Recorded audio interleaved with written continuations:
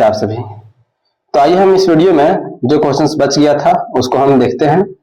और 15 क्वेश्चन हम लगभग पिछले करा दिए थे। अगर आप लोग नहीं देखे हैं तो जा करके देख लीजिए। इस वीडियो का जो कमेंट में उसमें लिंक हम पिन कर दिए हैं।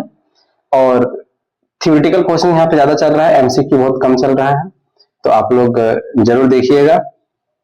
ठीक है, चलिए सवाल 16 पढ़ते हैं और उसका आंसर देखने की कोशिश करते हैं कि taking boiled water drinking water effective preventive measure against hepatitis A. मतलब पानी के पीने के पानी को उबालकर अगर पीते हैं तो क्या हेपेटाइटिस ए के विरुद्ध एक प्रभावशाली बचाव का उपाय है। हेपेटाइटिस जो बीमारी है बहुत खतरनाक बीमारी होता है, ठीक है, इसका वैक्सीनेशन भी होता है। तो क्या है, तो हाँ, अगर कोई भी चीज को हम बोलते हैं ना, precaution is better than cure, है ना, बढ़िया है कि हम केयर करेंगे, इससे बढ़िया प्रिवेंशन लेंगे, है ना। तो प्रिकॉशन लेंगे, हम पहले से सतर्क रहेंगे, तो सही बात है, ए सही है। आर देखते हैं जो इसका जो रीजन है कि क्या कारण है कि हेपेटाइटिस ए जो है बैक्टीरियल डिजीज है। तो क्या बैक्टीरियल डिजीज है? नहीं, हेपेटाइटिस जो होता है वो वायरस से होता है। तो ए सही है और आर आपका गलत है। तो इसमें देखेंगे तो ऑप्शन नंबर ए क्या बोल रहा है कि ए और आर दोनों सही है, तो आंसर गलत हो जाएगा। ए और आर दोनों सही है, एकदम गलत हो जाएगा। ए सही है, ऑप्शन नंबर सी में बात कर रहा है कि ए सही है बट आर फॉल्स है, तो हाँ ऑप्शन नंबर ए सही है। डी देख लेते हैं कि आर सही है, नहीं आर गलत है, तो ऑप्शन नंबर सी। चलिए हम तो कुछ इसका थ्योरी को भी देख लेते हैं, क्योंकि पानी को उबाल के पीने से क्या होता है, अधिकांश रोगजनक जीवाणु नष्ट हो जाते हैं, जिससे हेपेटाइटिस ए जो होता है तो जल जनित संक्रमण से बचाव करता है। क्योंकि जो आर क्या बोल रहा है गलत है, क्योंकि हेपेटाइटिस ए बैक्टीरिया से नहीं बल्कि वायरस से होता है। आपको याद रखना होगा कि जो हेपेटाइटिस होता है बच्चों, सो वायरस से होता है। हेपेटाइटिस सिर्फ ए नहीं होता, हेपेटाइटिस ए बी बहुत सारा उसमें टाइप होता है, क्योंकि जो दूषित भोजन हो गया, पानी, गंदगी, इसकी वजह से होता है। ओके, चलिए नेक्स्ट सवाल की तरफ चलते हैं। अच्छा सवाल है कि दही के उत्पादन में निम्नलिखित में से किस बैक्टीरिया का उपयोग किया जाता है।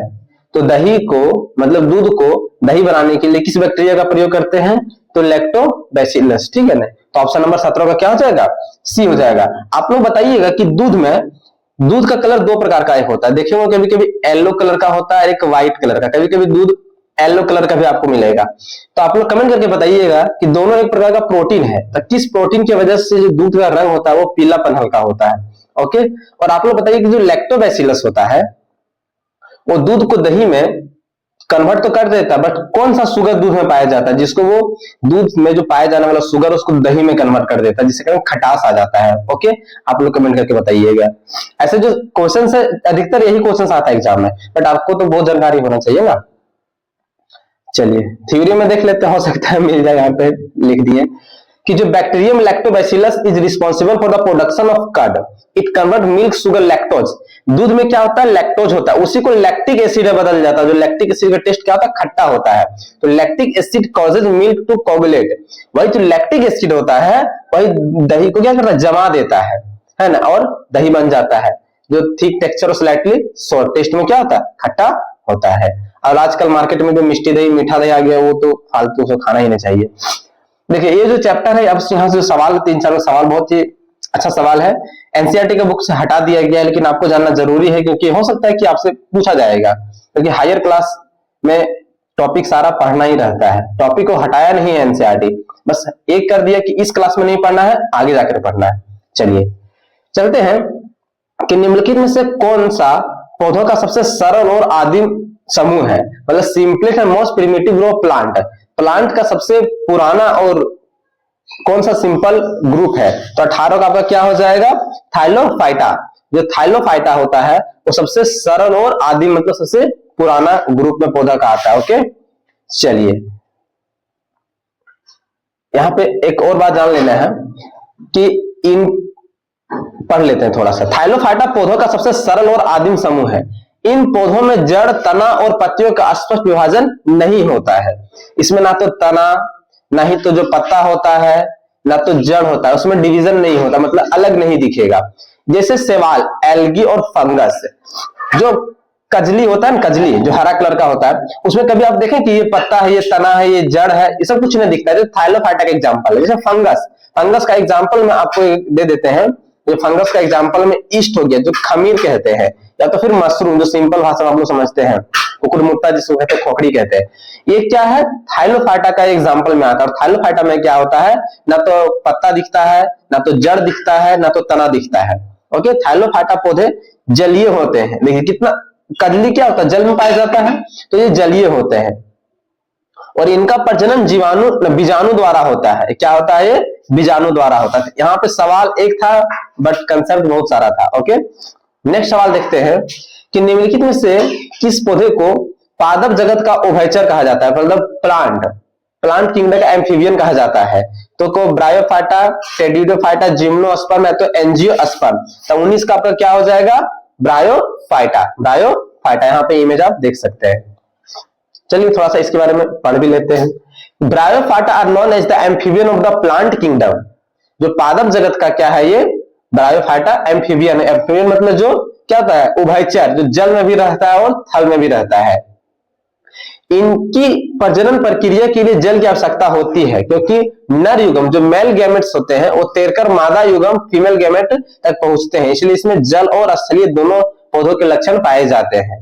ओके, कारण पता चल गया, जल में क्यों पाए जाते हैं, क्योंकि थाल में पाए जाते हैं वो ठीक है, जल में क्यों पाए जाते हैं, क्योंकि जो मेल गैमेट होता है उसको तैर करके ना फीमेल गैमेट के पास जाना होता है, तैरने के लिए जल की आवश्यकता होती है। चलिए एक अच्छा क्वेश्चन है, निम्नलिखित में से किस समूह किसमें बीज अनुपस्थित होता है, मतलब कौन सा ग्रुप होता है जिसमें क्या होता है, बीज अनुपस्थित, बीज नहीं होता है। तो किसमें नहीं होता है, टेरिडोफाइटा में, ठीक है ना, टेरिडोफाइटा में। नेक्स्ट चलते हैं 21 नंबर। अगर इसमें पढ़ लेंगे तो थोड़ा सा और जान लेंगे। जो टेरिडोफाइटा होता है, ऐसे पौधे जिनमें बीज नहीं होते हैं, ये बीजों के स्थान पर बीजाणु स्पोर्स के माध्यम से प्रजनन करते हैं। इनके जीव चक्र में स्पैरोफाइटा और गैमेटोफाइटा दोनों अवस्थाएं होती है, जबकि जिम्नोस्पर्म और एंजियोस्पर्म बीज उत्पन्न करते हैं। देखो, जिम्नो और एंजियोस्पर्म क्या करते हैं, बीज उत्पन्न करते हैं। जिम्नोस्पर्म बीज नग्न होते हैं, जो जिम्नोस्पर्म होता है उसमें बीज क्या होता है, नग्न होता है, खुला होता है, और एंजियोस्पर्म में फल के अंदर होता है। ओके, चलिए नेक्स्ट थोड़ा सा टफेस्ट सवाल है, क्योंकि जो बायोडाइवर्सिटी जो चैप्टर है ये हटा दिया एनसीईआरटी से, तो बच्चे नहीं ज्यादातर पढ़ने की कोशिश करते हैं इसको, ठीक है। चलिए निम्नलिखित से कथनों को पढ़िए। एल्गी आर ऑटोट्रोपिक, ब्रायोफाइटा है vascular tissue, pteridophyta produce by spores. इनमें से कौन सा ऑप्शन क्या है, सही है। तो क्या है, एल्गी ऑटोट्रोपिक होता है। हाँ भाई, ए नंबर आपका सही है। ब्रायोफाइटा है वैस्कुलर टिश्यू, एकदम नहीं। Pteridophyta produce by egg spores, अभी हम पीछे पढ़े, तो ऑप्शन नंबर ए और सी सही है, तो ऑप्शन नंबर सी आपका सही है। ओके, चलिए नेक्स्ट सवाल 22 नंबर देख लेते हैं। निम्नलिखित कथन पर विचार करना है आपको कि जिम्नोस्पर्म बियर नेक्ड सी। जो जिम्नोस्पर्म होता है, अनावृत बीज होते हैं, मतलब नेक्ड, मतलब इसमें कोई, मतलब ये नेक्ड मतलब क्या होता है, नंगा होता है, ठीक है ना, जो फल के बाहर होता है, जो फल के अंदर होता है। Angiosperm have enclosed seed inside fruit, फल के अंदर जो बीज पाए जाते हैं उसे क्या बोलते हैं, एंजियोस्पर्म। और algae are non green plant, तो एकदम नहीं, ग्रीन प्लांट होता है, ठीक है ना। तो 22 नंबर का क्या हो जाएगा, ए और बी दोनों अगर सही है तो ऑप्शन नंबर ए में सही है, ठीक है। एक बार थोड़ा पढ़ भी लेते हैं तो ज्यादा कंसेप्ट क्लियर हो जाएगा आपका। जिम्नोस्पर्म अनावृत बीज होते हैं, क्योंकि इनके बीज फल के अंदर नहीं होते हैं, ठीक है। और एंजियोस्पर्म आवृत बीज होते हैं, इसके फल के अंदर पाए जाते हैं। और शैवाल हरे पौधे होते हैं, क्योंकि इसमें क्लोरोफिल पाया जाता है। जो एल्गी होता है उसमें क्लोरोफिल पाया जाता है, क्योंकि ऑटोट्रॉपिक होता है। नेक्स्ट साउंड से है कि sound can travel through vacuum, एकदम नहीं भाई। The higher the frequency of vibration higher the pitch, हाँ फ्रीक्वेंसी ज्यादा होगा, क्योंकि frequency directly proportional to pitch. अगर ज्यादा फ्रीक्वेंसी होगा तो पिच ज्यादा होगा और आवाज उतना ही सुरीला होगा, ठीक है ना। मधुर की आवाज मधुर होगा, ठीक है ना। All vibratory motion are oscillation, देखिए क्या सभी वाइब्रेटरी मोशन ऑसिलेशन कंपन दोलन करते हैं, तो 23 नंबर का आपको क्या होगा, नहीं, ठीक है। स्टेटमेंट इनकरेक्ट बोला है, सॉरी, हाँ, क्योंकि वाइब्रेटरी मोशन ऑसिलेशन मोशन दिखाते हैं, लेकिन ऑसिलेशन मोशन जरूरी नहीं कि वाइब्रेटरी मोशन दिखाएंगे। Sound in a flute is produced by vibration of air column, तो ये भी सही है। जो हम बांसुरी बजाते हैं तो उसमें जो हवा हम जब फूंकते हैं तो जो क्या वाइब्रेशन होता है, इसके वजह से वाइब्रेशन की वजह से तो साउंड प्रोड्यूस होता है। तो ऑप्शन नंबर क्या है, ए गलत है, क्योंकि sound can travel through vacuum, तो एकदम नहीं। साउंड को एक मीडियम चाहिए क्योंकि एक लॉन्गिट्यूडनल वेव है, ठीक है ना। Mechanical wave have required medium, है ना। मैकेनिकल वेव का दो बेटा है, लॉन्गिट्यूडनल और ट्रांसवर्स वेव। दो प्रकार का वेव होता है, मैकेनिकल वेव और एक होता है इलेक्ट्रोमैग्नेटिक वेव। तो वो अभी तो वेव के बारे में बाद में जिक्र करेंगे। चलिए एक बेहतरीन जबरदस्त सवाल कि आजकल के जो मैच स्टिक होते हैं, जो माचिस का तिल्ली होता है, उसमें माचिस का जो बॉक्स होता है उसके ऊपर क्या लगाया जाता है। तो 24 का आपका क्या हो जाएगा, एंटीमनी ट्राइसल्फेट और पोटेशियम क्लोरेट, दोनों देखने को मिल जाता है, ठीक है ना। थोड़ा पढ़ लेते हैं इसके बारे में कि आधुनिक माचिस सुरक्षा माचिस की तिल्लियों के सिर में एंटीमनी ट्राइसल्फाइड और पोटेशियम क्लोरेट होते हैं। ये पदार्थ माचिस के खुरदरे भाग में रगड़ने पर जलने में सहायता करते हैं। पहले उपयोग किया जाने वाला श्वेत फास्फोरस अब विषैले होने के कारण इसका प्रयोग नहीं होता है। तो ये व्हाइट फास्फोरस, देखिए क्या होता था पहले, फास्फोरस दो कलर का होता है, रेड और व्हाइट। तो फास्फोरस जो होता था पहले व्हाइट फास्फोरस का प्रयोग होता, बट अब क्या है, नहीं, क्योंकि अब उसका प्रयोग वो पॉइजनस नेचर का होता था, ठीक है ना। चलिए 25 नंबर देखते हैं। Which of the following substance has the highest density? इनमें से सबसे ज्यादा हाईएस्ट डेंसिटी किसका है, आइस का, लोहा का, वाटर का और कॉर्क का। तो 25 का क्या हो जाएगा, लोहा का। सबसे ज्यादा डेंसिटी किसका है, डेंसिटी इक्वल टू क्या होता है, मास बाय वॉल्यूम, और डेंसिटी का क्या होता है, केजी पर मीटर क्यूब। इसका यूनिट अगर आपसे पूछ दिया जाए, क्योंकि केजी मास का हुआ और वॉल्यूम का मीटर क्यूब। चलिए दूसरा, एनामोलस।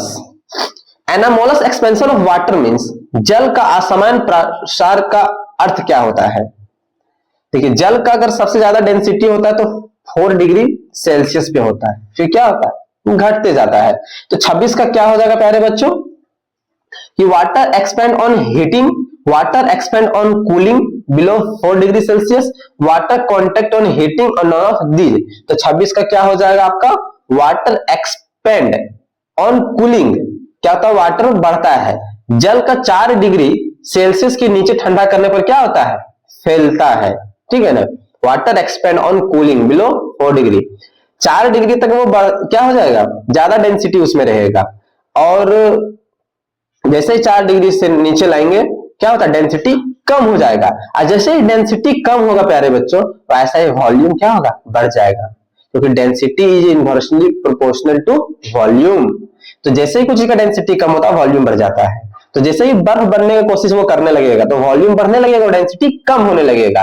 तो वॉल्यूम बढ़ रहा है, डेंसिटी कब कम हो रहा है, जब 4 डिग्री सेल्सियस से पानी मतलब नीचे ठंडा कर रहे हैं। 27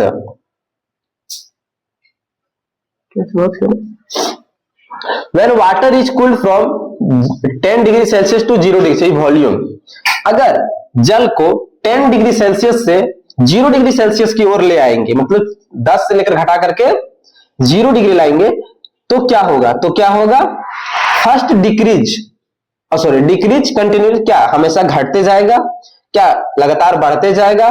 पहले क्या हो जाएगा, घटेगा, फिर क्या हो जाएगा, बढ़ेगा। वॉल्यूम पहले घटेगा, फिर बाद में वॉल्यूम बढ़ जाएगा।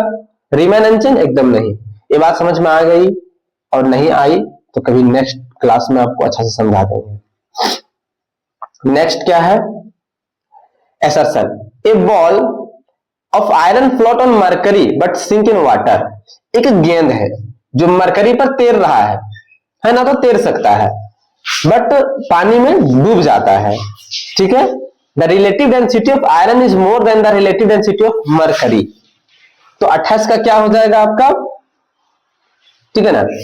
तो ये ball of iron float on mercury, mercury पे वो तैर रहा है बट पानी में क्या हो रहा है, डूब जा रहा है बॉल। तो कहीं ना कहीं वाटर का डेंसिटी से उसका डेंसिटी क्या होगा, ज्यादा होगा, और मरकरी का डेंसिटी से कहीं ना कहीं उसका डेंसिटी बॉल का कम होगा।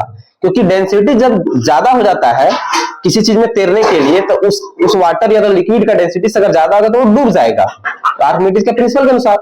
तो अगर वो आयरन का लोहा का बॉल क्या तैर रहा है मरकरी पे, कहीं ना कहीं मरकरी से ज्यादा डेंसिटी कम होगा आयरन का, और पानी से ज्यादा होगा, इसमें पानी में डूब जा रहा है, तो चलिए ये सही है। The relative density of iron is more than the relative density of mercury, गलत है भाई, ठीक है। तो 28 का क्या हो जाएगा, ए सही और आर गलत, ऑप्शन नंबर डी। ओके, चलिए थोड़ा पढ़ लेते हैं। लोहे की गेंद पारे पर तैरती है क्योंकि पारा लोहे से अधिक घनत्व वाला होता है। हाँ, जो पारा होता है वो लोहे से अधिक घनत्व वाला होता है, इसी का लोहा का जो बॉल होता है वो पारा में तैर रहा है, लेकिन पानी में डूब जाता है क्योंकि लोहे का घनत्व पानी से अधिक होता है। ओके, चलिए 29, A polythene balloon filled with hydrogen is released from the earth's surface on going up to the atmosphere। एक गेंद लेंगे, सॉरी एक बलून लेंगे, ठीक है ना, पॉलीथीन का बलून लेंगे और उसमें हाइड्रोजन गैस भर देंगे और पृथ्वी का सरफेस से छोड़ देंगे, तो क्या होगा। तो 20 नंबर का क्या होगा, the size of balloon will decrease, एकदम नहीं। The balloon will flatten into disc shape, गुब्बारा चपटा होकर डिस्क हो जाएगा, एकदम नहीं। The size of the balloon will increase, हाँ, क्योंकि जैसे जैसे प्रेशर, एटमॉस्फेरिक प्रेशर घटते जाएगा वैसा बलून क्या हो जाएगा, बड़ा होते जाएगा। The size of the shape of the balloon will remain, एकदम एक जैसा नहीं रहेगा और एक समय जाकर के वो फट जाएगा। चलिए थोड़ा सा इसके बारे में जान लेते हैं। जैसे जैसे गुब्बारा वायुमंडल के ऊपर जाता है, बाहरी वायु का दाब कम हो जाता है, क्योंकि हमने उसमें जो हवा भर के रखा था और बाहर में जो हवा है दोनों में डिफरेंस है, तो उसमें बाहर का प्रेशर कम हो जा रहा है और अंदर का प्रेशर, हाइड्रोजन गैस का दाब लगभग समान रह रहा है। इस दाब के अंतर के कारण गुब्बारे के अंदर की गैस फैल जाएगी, और जैसे ही गैस फैलेगी गुब्बारा आकार में क्या हो जाएगा, बड़ा हो जाएगा, अब धीरे धीरे एक समय आएगा वो फट जाएगा। ठीक है, identify the open ended questions from among the open, दो प्रकार का क्वेश्चंस होता है प्यारे बच्चों, एक होता है ओपन एंडेड और एक होता है क्लोज एंडेड। ओपन एंडेड और क्लोज एंडेड में कुछ ज्यादा डिफरेंस है। ओपन एंडेड कहते हैं एक ऐसा क्वेश्चन जिससे बहुत सारा क्रिटिकल थिंकिंग हो, बहुत सारा आंसर हो, सोच समझ करके बहुत सारा तरीका से आंसर दिया जा सकता है। क्लोज एंडेड में क्या होता है, सिर्फ एक आंसर या दो आंसर होता है और डायरेक्ट आंसर दिया जाता है, इसे क्लोज एंडेड कहते हैं। जैसे एमसीक्यू, डायरेक्ट आंसर दिया जा रहा है, match the following true false, इस तरह क्या है, डायरेक्ट वो मतलब क्लोज एंड में आता है इसमें। तो why can human not digest cellulose, इंसान सेलुलोज को नहीं पचा सकता है, क्या एक प्रकार का ओपन क्वेश्चन है। What is cellulose made of.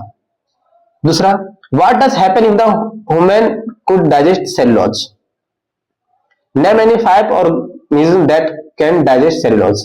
तो इसमें से कौन सा क्वेश्चन है जो क्या ओपन एंडेड है, ठीक है, क्योंकि पूछ रहा पहला क्वेश्चन क्या है कि मनुष्य सेलुलोज को क्यों नहीं पचा सकता है, तो सिंपल एक जवाब होगा इसमें, सेलुलोज किसका बना होता है, डायरेक्ट इसका आंसर दे सकते हैं। लेकिन पूछ रहा है कि अगर मनुष्य सेलुलोज को पचा सकते तो क्या होता, तो ये थोड़ा सा डिस्क्राइब आंसर है, लंबा आंसर, क्रिटिकल थिंकिंग आंसर है। और इसमें 5 ऑर्गेनिज्म का नाम पूछा जो सेलुलोज को डाइजेस्ट कर सकता है, तो डायरेक्ट हम 5 कुछ जानवर का जीव का नाम दे देंगे, तो ऑप्शन नंबर आपका सी हो जाएगा। ओके, चलिए इसका एक्सप्लेनेशन देख लेते हैं। खुले इंडेड प्रश्न जिसमें उत्तर विस्तृत, रचनात्मक और विचारशील होता है, ठीक है ना कि केवल एक निश्चित तथ्यात्मक उत्तर होता है, ऐसा नहीं कि फिक्स आंसर होता है। प्रश्न, अगर मनुष्य सेलुलोज को पचा सकते तो क्या होता है, जो एक क्वेश्चन था जो आंसर हुआ। तर्क है कि कल्पना और विभिन्न दृष्टिकोण को व्यक्त करने का अवसर देता है, इसलिए एक ओपन इंडेड क्वेश्चन है। ओके, चलिए नेक्स्ट एमसीक्यू के साथ मिलते हैं, और कोई प्रॉब्लम हो तो कमेंट करके बताइएगा। तब तक के लिए जय हिंद, जय भारत।